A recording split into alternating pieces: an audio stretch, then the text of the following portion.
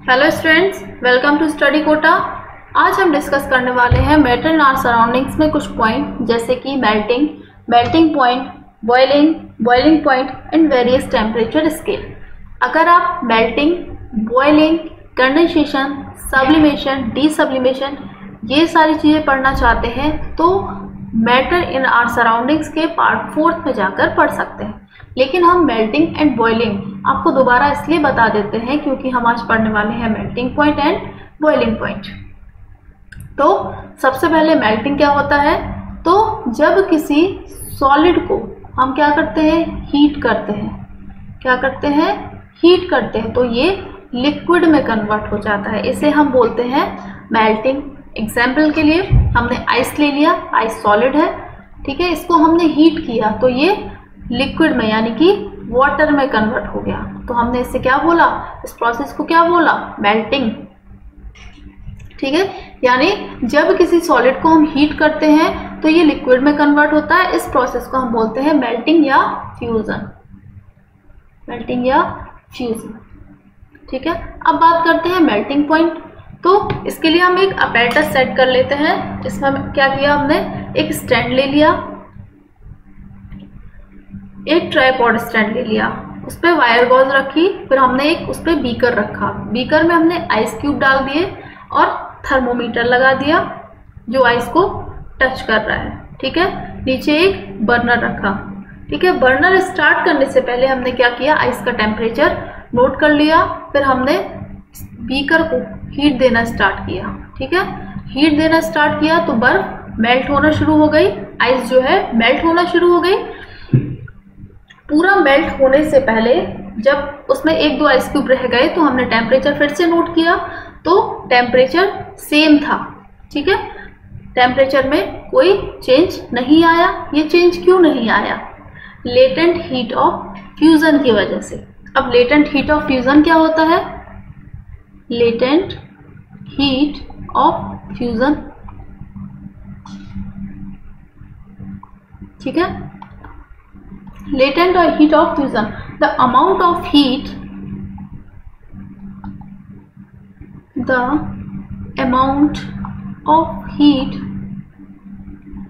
required to change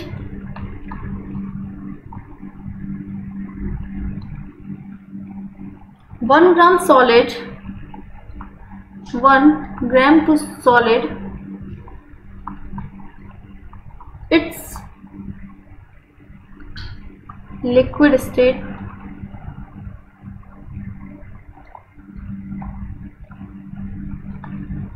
at melting point।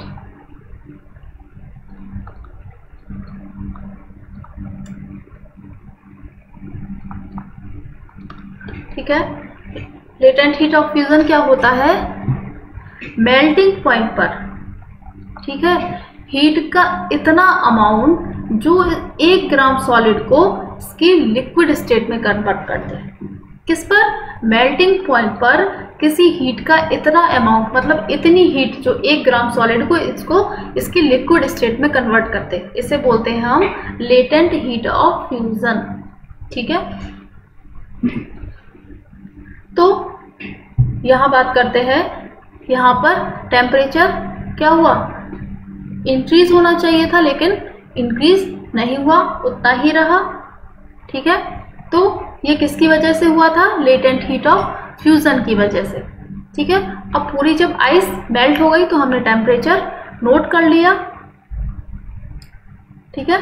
तो अब हम क्या बोल सकते हैं? ऐसा टेम्परेचर जिस पर क्या हुआ? पूरी आइस यानी कि सॉलिड लिक्विड में कन्वर्ट हो गया। किस पर? एटमॉस्फेरिक प्रेशर पर। इस पर प्रेशर कौन सा लेंगे? एटमॉस्फेरिक प्रेशर, मतलब जो हमारे आसपास है वही प्रेशर, ठीक है। ऐसा टेम्परेचर जिस पर कोई सॉलिड अपनी लिक्विड स्टेट में कन्वर्ट हो गया एटमॉस्फेरिक प्रेशर पर। ऐसे पॉइंट को हम क्या बोलेंगे? ऐसे टेम्परेचर को हम क्या बोलेंगे? Melting point. अब हम बात करते हैं बॉइलिंग की। तो बॉइलिंग क्या होता है? जब किसी लिक्विड को हम हीट करते हैं, क्या करते हैं? हीट करते हैं तो ये किस में कन्वर्ट हो जाता है, गैस में कन्वर्ट हो जाता है। इस प्रोसेस को हम बोलते हैं बॉइलिंग या वेपराइजेशन। एग्जाम्पल के लिए हम ले लेते हैं लिक्विड में क्या ले लिया हमने, वाटर। जब वाटर को हमने हीट किया तो क्या बन गई, वेपर बन गई। इससे बोला हमने बॉइलिंग या वेपराइजेशन। ठीक है, तो लिक्विड को हीट करके गैस में कन्वर्ट करने की जो प्रोसेस है इसे हम बोलते हैं बॉइलिंग। अब बात करेंगे हम बॉइलिंग पॉइंट की। ठीक है, तो बॉइलिंग पॉइंट के बताने के लिए हमने क्या किया, एक अपैरेटस सेट कर लिया। इसमें हमने क्या किया, एक स्टैंड ले लिया। ठीक है, एक ट्राइपॉड स्टैंड है। ट्राइपॉड स्टैंड पे ये वायर गॉज रखी हुई है। इस पे बीकर है, बीकर में वाटर है।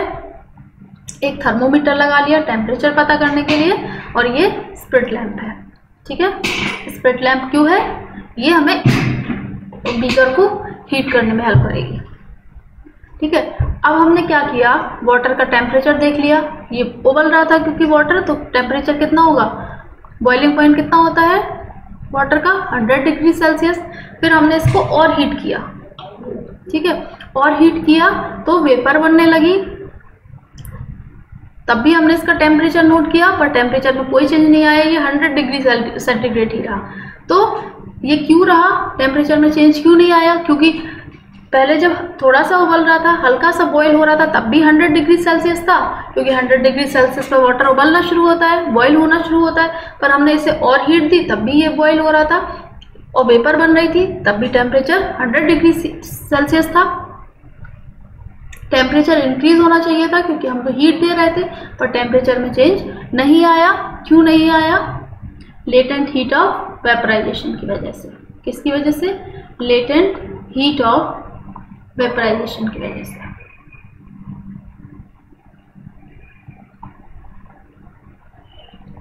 अब लेटेंट हीट ऑफ वेपराइजेशन क्या है, the amount of heat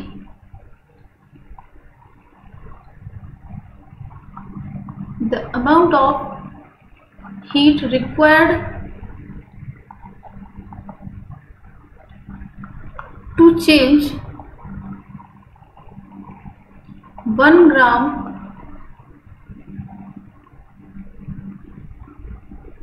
liquid to its gaseous state.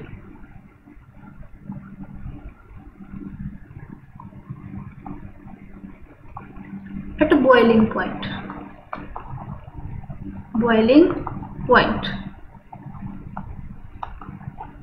मतलब बॉइलिंग पॉइंट पर हीट का इतना अमाउंट, मतलब इतनी हीट जो 1 ग्राम लिक्विड को इसकी गैसियस स्टेट में कन्वर्ट कर दे, इसे हम बोलते हैं क्या, लेटेंट हीट ऑफ वेपराइजेशन।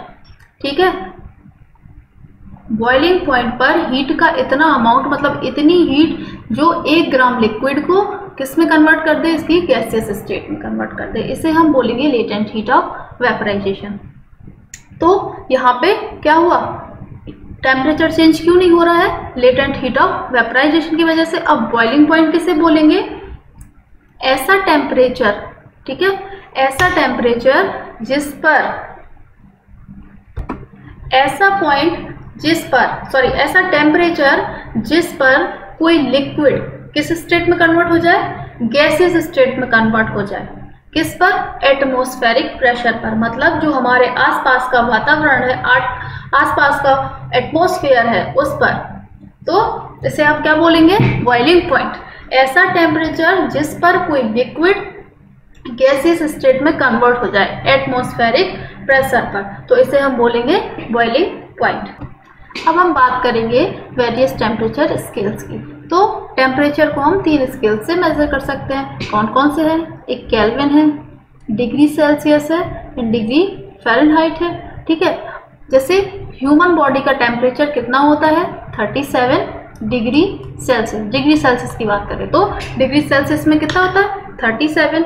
अगर हम बोले किसी को फीवर हो गया तो बॉडी का टेम्परेचर बढ़ेगा, इंक्रीज होगा, तो मान लीजिए 3 डिग्री और बढ़ गया। ठीक है, तो कितना हो गया, 40 डिग्री सेल्सियस। पर डॉक्टर तो आपको ऐसे नहीं बताता है, डॉक्टर किस में बताता है, आपको फ़ारेनहाइट में बताता है। अगर हम बोले 40 डिग्री सेल्सियस आपको फीवर है, तो आप फ़ारेनहाइट में कैसे बताओगे, मैंने आपको बता दिया कि डिग्री की बात करें, डिग्री सेल्सियस की बात करें तो आपको 40 डिग्री सेल्सियस फीवर है। तो इसे फ़ारेनहाइट में कन्वर्ट करने के लिए एक फॉर्मूला होता है, कौन सा, 9/5 multiply by degree Celsius and plus 32। तो 9/5 डिग्री सेल्सियस में मैंने आपको 40 बताया एंड 32, ठीक है। तो ये 8 टाइम 72 प्लस 32, तो आपको फीवर कितना हो गया, 10 डिग्री फ़ारेनहाइट। जब आपको डॉक्टर बोलेगा 104 डिग्री फीवर है आपको, तो मतलब आपकी बॉडी का टेम्परेचर कितना है सेल्सियस में, 40 डिग्री सेल्सियस। अगर हम बात करें कि केल्विन में आप कैसे वैल्यू निकालोगे, तो केल्विन में अगर डिग्री सेल्सियस आपको पता है, केल्विन में कैसे निकालोगे, तो हमने आपको बता दिया डिग्री सेल्सियस में आपको 40 डिग्री सेल्सियस है फीवर, ठीक है। तो अगर हमें केल्विन में पता करना है तो बस क्या करेंगे, डिग्री सेल्सियस में क्या करेंगे, 273 ऐड कर देंगे तो आपको केल्विन में वैल्यू पता चल जाएगी। तो डिग्री सेल्सियस में आपको 40 है प्लस 273, तो कितना हो गया, 3313 कितना, केल्विन, ठीक है। तो अगर आपको डिग्री सेल्सियस पता है, ये मान लिया ये डिग्री सेल्सियस, ये केल्विन और ये डिग्री फ़ारेनहाइट। अगर आपको डिग्री सेल्सियस में वैल्यू पता है तो आप केल्विन में निकाल सकते हैं, ठीक है। अगर आपको केल्विन पता है तो आप डिग्री सेल्सियस में निकाल सकते हो।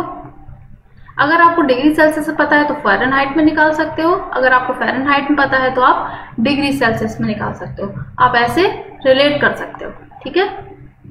लेकिन आप केल्विन से फ़ारेनहाइट में नहीं निकाल सकते हैं और फ़ारेनहाइट से केल्विन में नहीं निकाल सकते हैं, ठीक है। अगर आपको वीडियो पसंद आता है तो वीडियो लाइक कीजिए। ऐसे ही और वीडियोस देखने के लिए चैनल को सब्सक्राइब कीजिए। अगर इस वीडियो में कोई भी डाउट आता है तो आप अपने डाउट हमारे साथ शेयर कर सकते हैं कमेंट सेक्शन में। Thank you.